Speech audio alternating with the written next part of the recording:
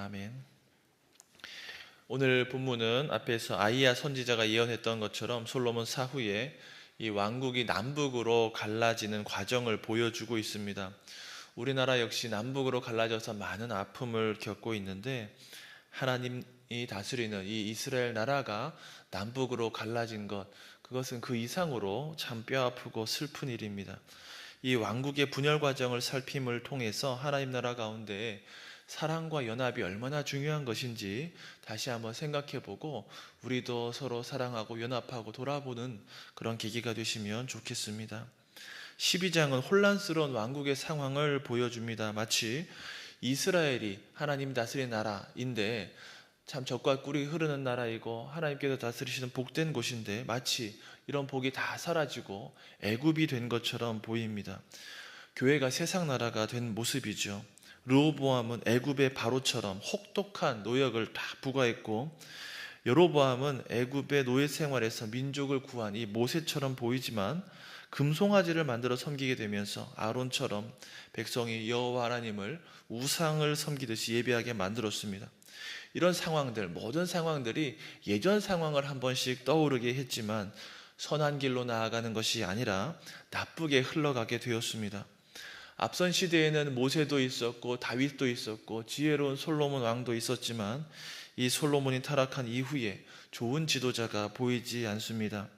하나님은 여로보암에게도 나타나셔서 함께 하실 것이다, 다윗 언약을 이루시겠다 말씀하셨지만 여로보암도 좋은 지도자가 되지 못했습니다. 여로보암도 르호보암도 믿음에서 떠나가는 그때에 백성이라도 주님을 바라봐야 했는데 그마저도 그렇게 되지 못했습니다. 왕도 백성도 중심을 잡지 못하고 갈팡질팡하는 이런 시절을 생각하면서 우리는 믿음을 따라 살아가고 화합하기에 애쓰는 우리 모두가 되시기를 바랍니다. 12절 말씀, 3일 만에 여로보암과 모든 백성이 르호보암에게 나와왔으니 이는 왕이 명령하여 이르기를 3일 만에 내게로 다시 오라 하였습니다. 어제 본문에 이어지는 내용이죠. 르호보암이 멍에를 가볍게 해달라는 이 백성의 요청을 듣고 자문을 구했습니다. 두 군데서 자문을 들었는데 한 곳은 노인들입니다. 노인들이라는 단어, 이 노인이라는 단어는 장로라는 단어와 같은 말입니다. 또 한 곳은 친구들입니다. 노인들은 백성의 말을 듣고 섬기라, 멍에를 가볍게 하라 이렇게 조언해 주었습니다. 하지만 친구들은 백성들의 요청을 받아들이지 말라 이렇게 주원했습니다. 어리석은 르호보암이 장로들의 의견을 무시하고 친구들의 조언을 듣기로 하고 백성 앞에 서게 되었습니다. 13절 14절 말씀 한번 같이 읽어봅시다. 13, 14절 말씀입니다. 왕이 포악한 말로 백성에게 대답할세 노인의 자문을 버리고 어린 사람들의 자문을 따라 그들에게 말하여 이르되 내 아버지는 너희의 멍에를 무겁게 하였으나 나는 너희의 멍에를 더욱 무겁게 할지라. 내 아버지는 채찍으로 너희를 징계하였으나 나는 전갈 채찍으로 너희를 징치하리라 하니라. 징치라는 말은 징계로 다스리겠다 그런 말입니다. 장로들의 자문을 버리고 친구들의 의견을 따른 르호보암의 대답에서 이 저자는 포악하다고 평가했습니다. 장로들의 자문을 따른다라는 것에서는 영적인 의미가 있습니다. 오늘 교회의 장로님들의 기원을 구약시대에서부터 봅니다. 이스라엘이 출애굽할 때 장로들을 세웠는데 이 이스라엘을 다스리고 재판했던 장로들에까지 이 신약의 장로들의 기원을 보고 있습니다. 왜냐하면 하나님께서는 이 장로님들을 사용하셔서 재판도 하고 자신의 뜻도 드러내시기를 기뻐하셨기 때문입니다. 구약 성경에서 노인이라고 번역되는 경우에 또 많은 경우에 이 장로와 같은 의미를 지니는 때가 많이 있습니다. 그리고 영적인 의미를 그대로 반영하는 경우가 있는데 오늘 본문이 그렇습니다. 오늘 건강한 교회는 성경이 말하는 것처럼 영적 리더 그룹이 존재하고 주님의 몸된 교회를 치리하게 되는 것입니다. 그래서 바울은 에베소 장로 교회들을 가리켜서 감독이라고 하면서 권면했습니다. 여러분은 자기를 위하여 또는 온 양떼를 위하여 삼가라. 성령이 그들 가운데 여러분을 감독자로 삼고 하나님이 자기 피로 사신 교회를 보살피게 하셨느니라. 장로들에게 이렇게 권면했습니다. 믿음의 공동체에 중요한 문제가 있고 해결해야 할 일이 있을 때 어떻게 하는 것이 좋습니까? 하나님께 뜻을 묻고 기도하면서 직분자들이 모여서 논의하고 다뤄야 합니다. 과거 이 예루살렘 총회로 모이기도 했고 또 문제를 다루고 해결했습니다. 모세의 법대로 할례를 받아야 할까 이렇게 논의하고 결의했던 것처럼 오늘날에도 장로회 7위회로 모여서 묻고 확인하는 과정이 필요합니다. 우리 교회를 그래서 장로교회라고 합니다. 대한예수교 장로교회라는 이름에는 이러한 신학적인 중요한 원리가 나타나 있습니다. 그래서 우리의 인생에, 우리 공동체에 중요한 문제가 있고 갈등이 있고 어려움이 있으면 장로님들, 목사님들 꼭 나누시고 기도해 주시기 바랍니다. 14절에 보니까 나는 너희의 멍에를 더욱 무겁게 할 것이다 이렇게 했는데 이 말에서 애굽의 바로를 생각하게 합니다. 바로의 행동이 그대로 나타납니다. 이스라엘 백성을 보내라는 모세의 말에 바로는 이스라엘을 더욱 핍박했는데 르호보암의 모습에서 이스라엘을 핍박한 이 바로의 모습이 나타나는 겁니다. 그런데 르호보암은 애굽의 왕이 아니지요. 이스라엘의 왕입니다. 그럼에도 불구하고 핍박하는 폭군이 되어버렸습니다. 하나님 나라를 보여주어야 하는데 이스라엘이 오히려 애굽화된 것입니다. 사랑하는 성도 여러분, 복음서를 읽어보면 예수님이 오신 이스라엘 땅도 애굽화되었다라는 것을 발견하게 됩니다. 헤롯 대왕도 바로처럼 이스라엘의 아기들을 죽게 했습니다. 심지어 예수님이 예루살렘에서 출애굽할 것이다 말씀하시기도 했습니다. 예루살렘이 영적으로 애굽화되었기 때문에 여기서 나갈 것이다, 출애굽할 것이다 말씀하셨습니다. 오늘 본문에서는 젖과 꿀이 흐르는 가나안 땅에서 잘 살지 못하고 오히려 노역하고 또 멍에를 매는 이 백성들을 발견하게 됩니다. 하나님의 다스림이 정상적으로 이루어졌더라면 백성이 덜 근심하고 또 복이 넘치는 삶을 살아갔을 것입니다. 그런데 백성이 심한 노역을 걱정하면서 살게 된 겁니다. 솔로몬의 영광은 전부 사라졌고 고생길이 열리고 안식 없는 인생이 되어버렸습니다. 예수님 십자가 구속으로 인해 천국 백성 된 우리의 삶이 이렇게 되지 않기를 소원합니다. 르호보암과 같이 세속적인 마음을 가지고 다른 사람 돌아보지 못해서 모두가 힘들어지는 그런 상황이 되지 않기를 바랍니다. 오히려 예수님 주신 가벼운 멍에만을 메고 즐겁게 천국을 향해 달려가는 우리 모두가 되시기를 주님의 이름으로 축원합니다. 15절 말씀입니다. 15절 말씀 같이 읽어봅시다. 왕이 이같이 백성의 말을 듣지 아니하였으니 이 일은 여호와께로 말미암아 난 것이라. 여호와께서 전에 실로 사람 아히야로 느바스의 아들 여로보암에게 하신 말씀을 이루게 하심이더라. 저자는 이 일이 여호와로 말미암았다 이렇게 평가했습니다. 어떻게 이해하면 좋을까요?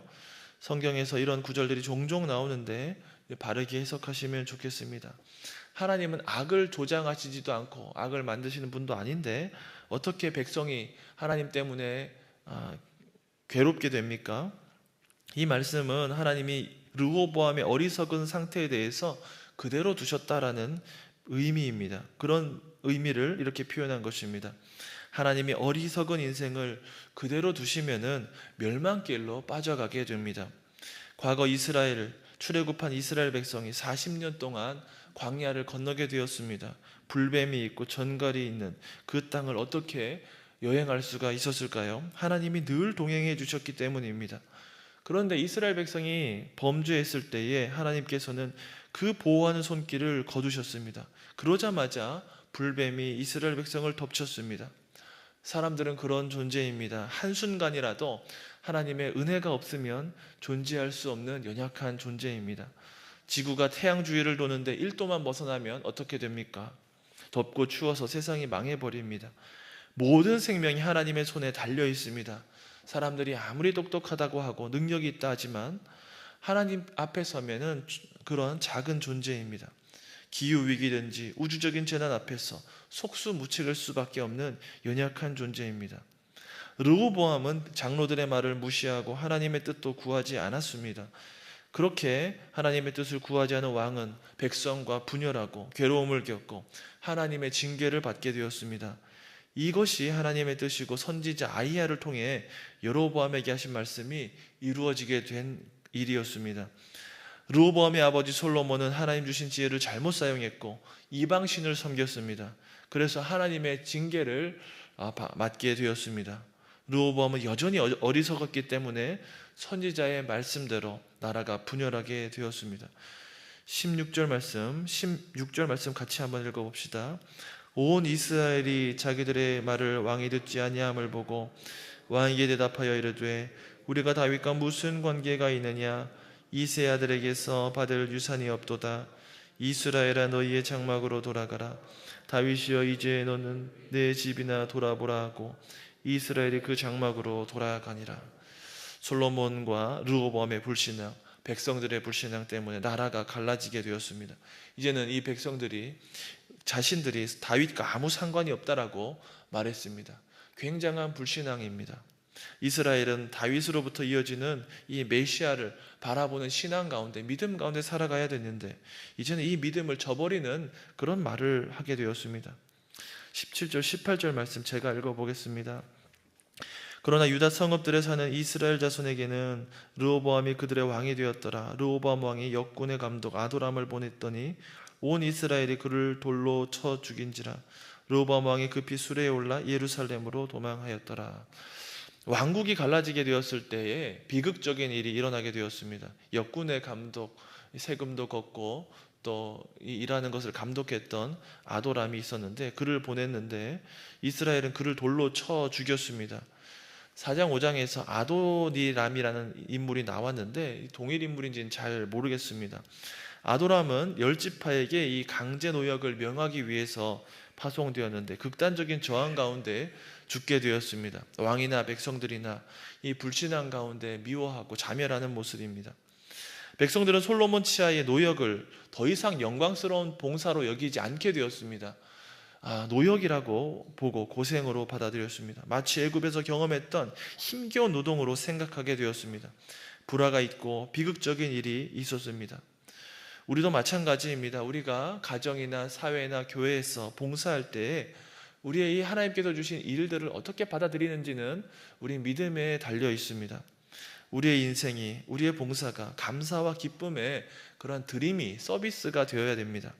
그저 고통이고 일이 되어버리면, 노역이 되어버리면 우리들의 관계도 정상이 될 수가 없습니다.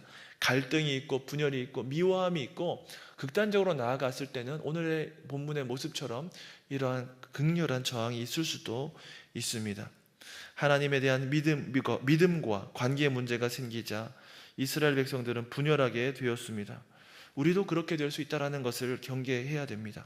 하나님을 의심하고 불신앙 가운데 살아가게 되면 가정도 교회도 바르게 세워질 수 없는 노릇입니다. 21절에 보면 르호보암이 이 문제를 이 하나님 앞으로 가져가지 않고 계속해서 문제를 더 키워가는 모습을 보여줍니다. 군사적으로 해결하기를 원해서 힘으로 해결하기를 원했습니다. 22절에 보면 하나님께서 개입하는 모습이 나타납니다.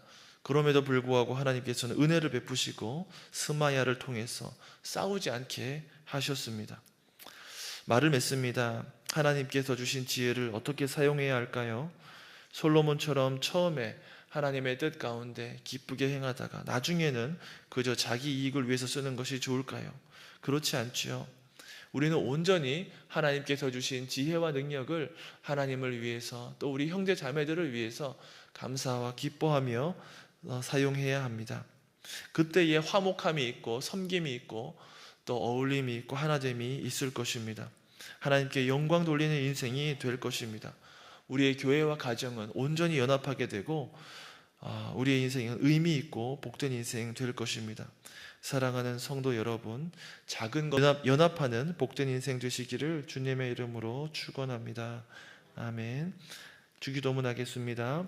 하늘에 계신 우리 아버지, 아버지의 이름을 거룩하게 하시며 아버지의 나라가 오게 하시며 아버지의 뜻이 하늘에서와 같이 땅에서도 이루어지게 하소서.